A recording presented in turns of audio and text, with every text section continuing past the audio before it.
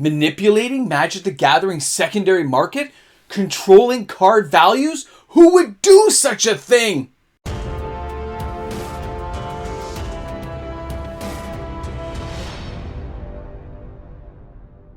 Hi everyone and welcome back. MTG Moxman here. If you're new to the channel, you've just found me in the nacho cheese universe that is YouTube, in my little corner of a speck of a spot, somewhere out there in YouTube land. Thanks a lot for checking out this content today. I really hope you guys enjoy it. I hope you stick around for a while. Hang out with the Moxman. Don't forget, if you smash that subscribe button, you're helping me. You're helping me get closer to 10,000 subscribers. And what will happen on the channel when we get to 10,000? Watch that box, watch the end of the videos, and you will see what's going to happen. I've been tolling this along for like a whole year. That box is getting pretty full. I may be moving to a bigger box.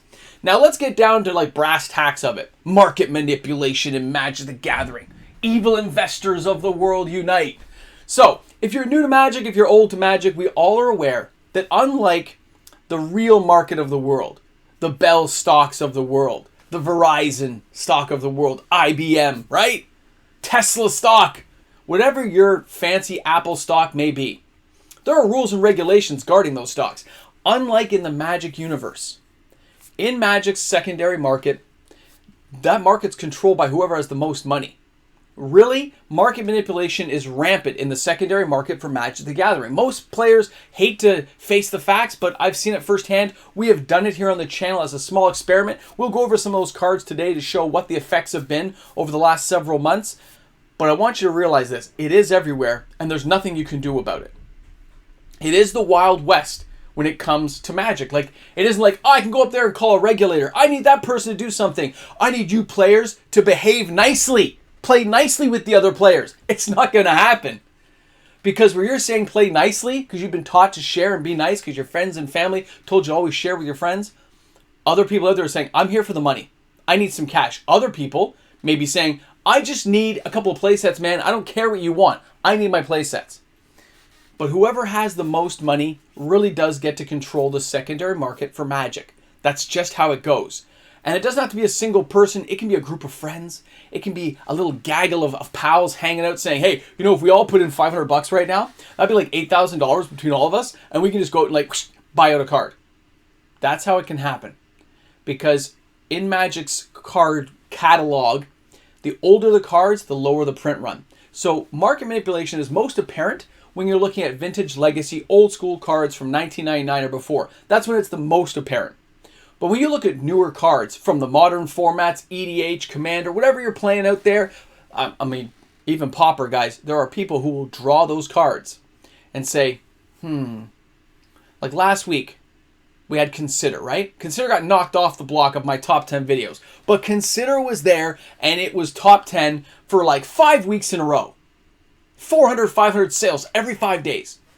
When people are buying 50 copies, do you think they're buying it because they need it for a deck? No. They're buying it to force the price to rise, flip it, get $2 a card, trade it into a store, and get some credit for the things they want to go for. That's how easy it is. Now, a lot of stores, they're not the ones directly involved, although they can be. When it's newer cards, it's usually penny stock cards. Cards are worth like 20, 30 cents.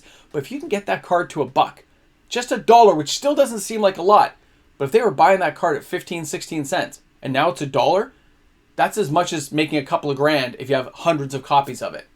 There's a lot of ways people go about doing it, and a lot of people fail to recognize the impact it can have on affordability for the players who don't have a big bankroll. And it is everywhere. I'm telling you now, it's not just in the reserve list, which is what I tend to focus on. I know that's the area I like to play in, but the singles market is not the only area affected. Sealed product gets affected just as badly. When you have a sealed product that is short print listed, when it ends its cycle early because Wizards moves on to something else, and you go ahead and you buy that product and you buy 20 boxes. Did you really need 20? You're not a player who's going to crack 20 boxes. You're buying that for future value, for future investment purposes. But you buying that 20 helps raise the price of that box prematurely. A little bit early by a few months, a few years for all you know, depending on how popular a product was. It's all market manipulation. It's all over the place in this world. It's not just on the top shelf players or the second shelf players. It's from the smallest person who wants to make a little bit of money in Magic as well as enjoy the game to the players who make millions of dollars selling the secondary market and still love to play the game. It is everywhere. It doesn't have to be players who like the game. It can be people who just recognize the value of the money that can be made. And you can be caught with your pants down. You can buy the wrong product and get burned. You could buy that wrong single. I think Consider is going to be it. And then Wizards reprints it 6 weeks later. That's how it seems to go nowadays. You can be caught and burned. But a lot of players recognize that this happens. They flip it quickly. They're not stuck there. It is not just the top shelf players who do this. The market manipulation is everywhere in Magic. It is always most apparent in the reserve list cards because the print runs are so much smaller. They were so much lower back then that even buying a couple hundred copies of a card can really switch things up. I'm going to show you a couple of the cards we've been buying. We have 5 cards on the channel that we've been buying. Number 1 here is Lodestone Golem. When I recommended buying it, it was around the $2.73 US mark to $4.01 in Canada. Look at it now, $13, $14. Part of that is due to Cultivator Colossus, and this is all within the last 90 days. Think about that. All because one card from Crimson Vow comes out, people recognize it and buy this card and hoard it. But it was also a pretty good card. People didn't recognize it, but this was actually a decent card to have, depending on how you're going to play it in which commander deck, but it definitely has a home in a lot of decks. People recognize it now, and the price has gone up. Now $10, $15 may not seem like a lot. You're talking the price of a Shockland, and this is a reserve list card that's 25 plus years old. But if somebody put $10,000 into buying this card, it's going to $100 because there just won't be any left on the market. The attrition rates of these older cards are becoming very apparent that they're a lot harder to come by than what people thought. And you're looking for decent condition ones, even more worse, like it's horrible. Okay, we've noticed that when we bought some other cards. So we're looking at this card, you go, okay, it's 15 bucks Canadian right now. I know, Shockland price, I get it. But what happens in a year from now? Shocklands will still be 15 bucks, this will be 20. 5 years after that, this could be $100. It could just keep going because the print runs are small. Market manipulation in this area is very apparent because if I do a call out saying, hey, we're going to buy this card on the channel, it's going to be a new card, we're going to have a real blast, I want to see how the market price is affected. Anyone who watches my small corner of YouTube and tunes into my channel can just see what I'm going to do, go ahead and start buying the cards knowing that I'm going to be buying them. It's very interesting. Now let's go ahead and take a look at the next card here. So here is the trading post. Balduvian trading post. Again, same era. $2.35 when we started buying this card. Okay. That's $4.26 Canadian. Now it's $10 Canadian for a near mint copy. It's like doubled in value in the same 90-day period.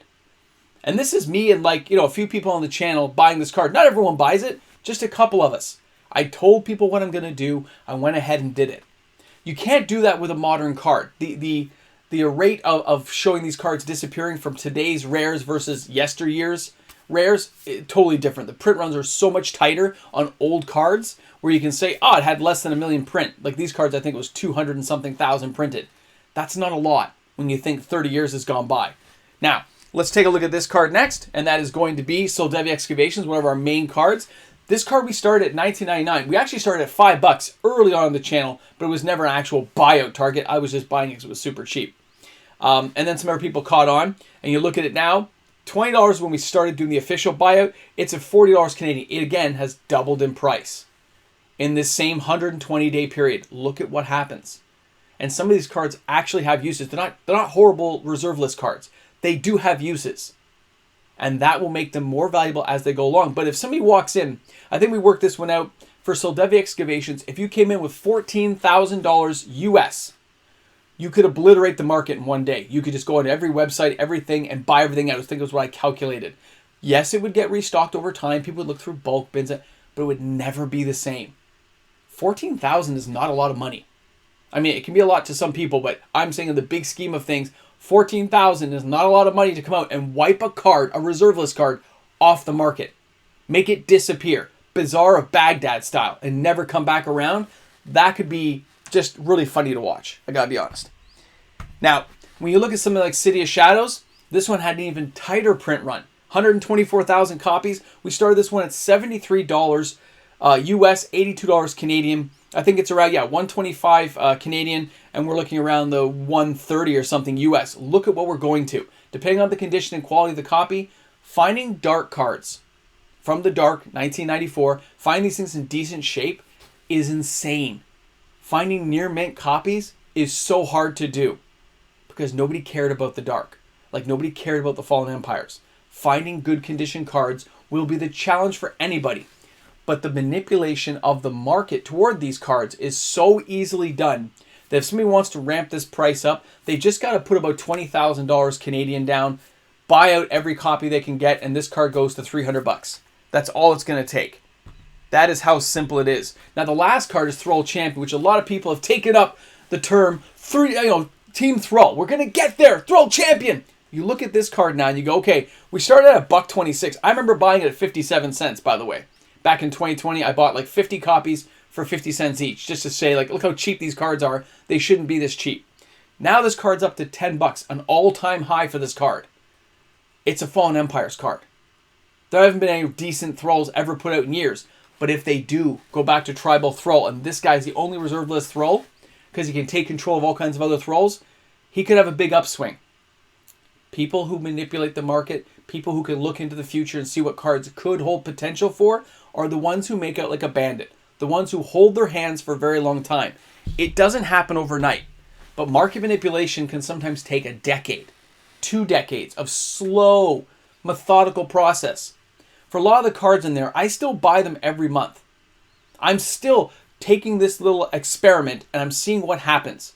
But as I slow down the buying, and I don't buy en masse, the prices slowly slip back down.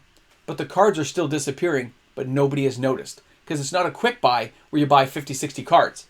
If somebody goes on and decides they want to buy out Elrond's Epiphany, it can't happen.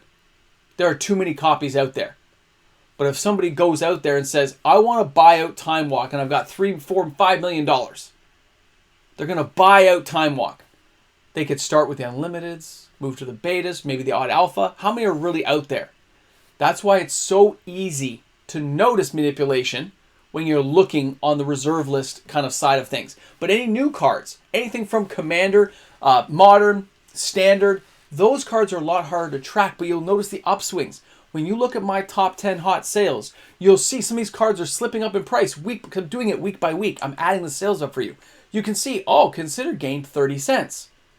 But when I started, the card was only like a 60-cent card. And now it's like $2 and change for a foil, where it was at a 30-cent. Look at the difference in price. Somebody's buying 50, 60 copies. And then they go and they flip those copies down the road. That's all it takes. Because some sets, like I said, short print run, not a popular set, doesn't get opened as much, harder to find the cards. People recognize that and buy the cards. Trust me. After being here for this long on YouTube and tracking this stuff, I can see it all apparently before me. I can just pull up my spreadsheets, look at the previous sales, see where things are going. And as soon as a downturn comes, you can almost see it coming, which is why I let people know. Because if you're a person who has these cards and wants to get rid of them, you better move fast in some cases.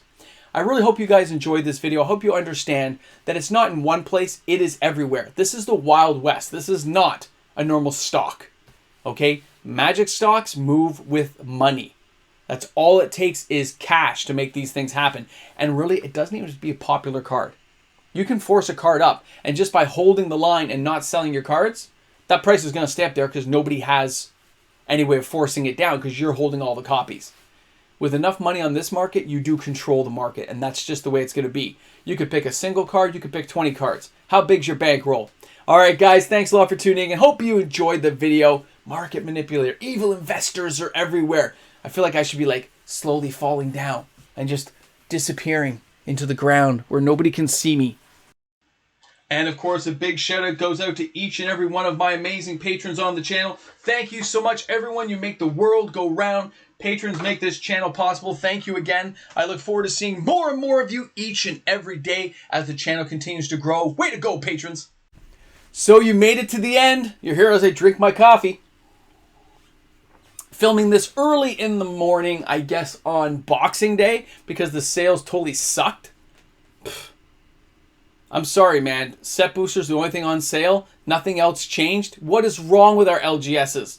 Although at the same time, maybe they realize we're waiting for good deals now, and they just don't give us any. Sucks. But that's okay. All I did, I took my money, I took the money I'd saved up for the channel. I just bought reserve list cards for the giveaways. That's all I bought. I bought a stack of reserve list stuff. I can't wait till my next mail day video. It is going to be epic. But you guys are here at the end not to hear me yammer on about what I've been buying to hold up for the channel and stuff. You came to see this. Amy Weber, Mishra's War Wagon. Old school style. Little skeletons operating it. Little time-walking skeletons. We're going to put this in the 10K box for you. If you're new to... Okay, that box is really full. We're going to have to do something about that. That thing's hanging over the edge. All right, boys and girls, I hope you guys have a good one today. I look forward to seeing you all tomorrow. See you in the comment sections or on the Discord, wherever you may be. I'll be there. Have a great one, guys.